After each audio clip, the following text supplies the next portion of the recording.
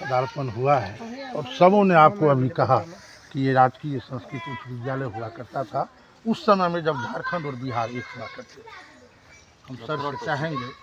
कि सर वो सबों ने दिया है संज्ञान में,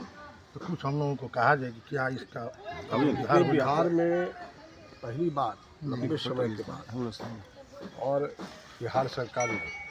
और माननीय नरेंद्र मोदी जी की नेतृत्व में, नीतीश कुमार जी के नेतृत्व में डबल इंजन की सरकार और लंबे समय के बाद यह जिम्मेदारी मिली है। और आज आने का उद्देश्य भी यही था, माँ उग्रतारा के दर्शन करने के बाद इस भूमि पर मंडन मिश्र की धरती पर आकर के इनको नमन करना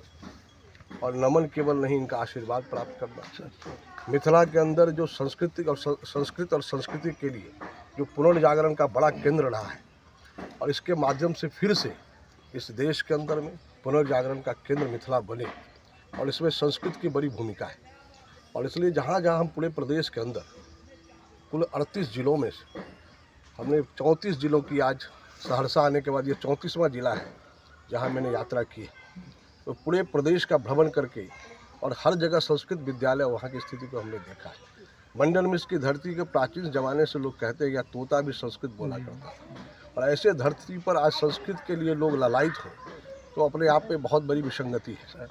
और निश्चित रूप से बिहार के अंदर ऐसे जो 25-30 राजकीय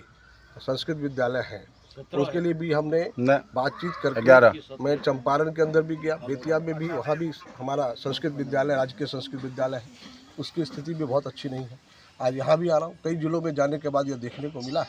तो उन जगह विद्यालयों में जाकर भी हम उसको बेहतर करने का काम करेंगे और सरकार से आग्रह करके कि अगर वहाँ कठिनाई हो रही है तो संस्कृत शिक्षा बोर्ड को देकर उसको हम लोग ठीक से संचालित करें। अन्यथा सरकार अपने स्तर से सभी विद्यालयों में फिर से शिक्षकों का नियोजन के साथ साथ वहाँ व्यवस्था सुदृढ़ करें।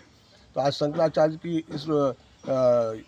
मंडन मिश्र की धरती पर, जिनको शंकराचार्य भी कहा जाता है, ऐसे धरती पर हम आए हैं तो निश्चित रूप से यहाँ का आशीर्वाद मिलेगा। और यहाँ के जो लोग हैं, इस यहाँ के जो वासी हैं, वो भी श्रद्धा के पात्र हैं, क्योंकि यहाँ इस धरती पर उनका जन्म हुआ है। तो निश्चित रूप से पुण्य लोक में जब जन्म लेता है कोई, वो भी पुण्य लोक का भागी होता है। तो यहाँ जो लोग हैं वो भी, उनको भी मैं नमन करता हूँ कि आप सबके बीच में ऐसे धरती पर आप लोग का जन्म हुआ है जो स्वयं संस्कृत और संस्कृति के लिए जाने जाते हैं। तो निश्चित रूप से आज मुझे यह आशीर्वाद मिलेगा कि जिस पुनर्जागरण का काम करने के लिए हम चले हैं उस यात्रा में और ताकत मिले और शक्ति मिले, जिस तरह की समस्याएं सामने आ रही है वहाँ फिर से एक संस्कृत का एक माहौल बने, एक मॉडल बने, ऐसा हम काम करेंगे।